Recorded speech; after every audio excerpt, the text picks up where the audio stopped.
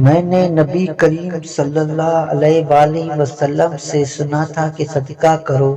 ایک ایسا زمانہ بھی تم پر آنے والا ہے جب ایک شخص اپنے مال کا صدقہ لے کر نکلے گا اور کوئی اسے قبول کرنے والا نہیں پائے گا۔ صحیح بخاری شریف حدیث نمبر 1411۔ نبی کریم صلی اللہ علیہ وآلہ وسلم نے فرمایا، قیامت آنے سے پہلے مال و دولت کے اس قدر کثرت ہو جائے گی اور لوگ اس قدر مالدار ہو جائیں گے کہ اس وقت صاحب مال کو اس کی فکر ہوگی کہ اس کی زکوٰۃ کون قبول کرے، اور اگر کسی کو دینا بھی چاہے گا تو اس کو یہ جواب ملے گا کہ مجھے اس کی حاجت نہیں ہے۔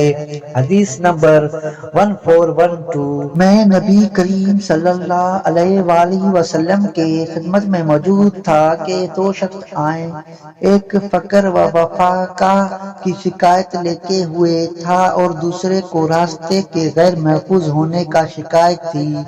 اس پر رسول اللہ صلی اللہ علیہ وآلہ وسلم نے فرمایا کہ جہاں تک راستوں کی غیر محفوظ ہونے کا تعلق ہے تو بہت جلد ایسا زمانہ آنے والا ہے کہ جب ایک قافلہ مکے سے کسی محافظ کے بغیر نکلے گا اور اسے راستے میں کوئی خطرہ نہیں ہوگا، اور رہا فقر و فاقہ تو قیامت اس وقت تک نہیں آئے گا جب تک مال و دولت کی کثرت کی وجہ سے یہ حال نہ ہو جائے کہ ایک شخص اپنا صدقہ لے کر تلاش کرے لیکن کوئی اسے لینے والا نہیں ملے۔ پھر اللہ تعالیٰ کے درمیان کوئی پردہ نہ ہوگا اور نہ ترجمانی کے لیے کوئی ترجمان ہوگا۔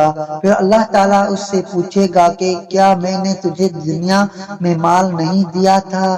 وہ کہے گا کہ ہاں دیا تھا۔ پھر اللہ تعالیٰ پوچھے گا کہ کیا میں نے تیرے پاس پیغمبر نہیں بھیجا تھا؟ وہ کہے گا کہ ہاں بھیجا تھا۔ پھر وہ شخص اپنے دائیں طرف دیکھے گا تو آگ کے سوا اور کچھ نظر نہیں آئے گا، پھر بائیں طرف دیکھے گا اور ادھر بھی آگ ہی آگ ہوگی۔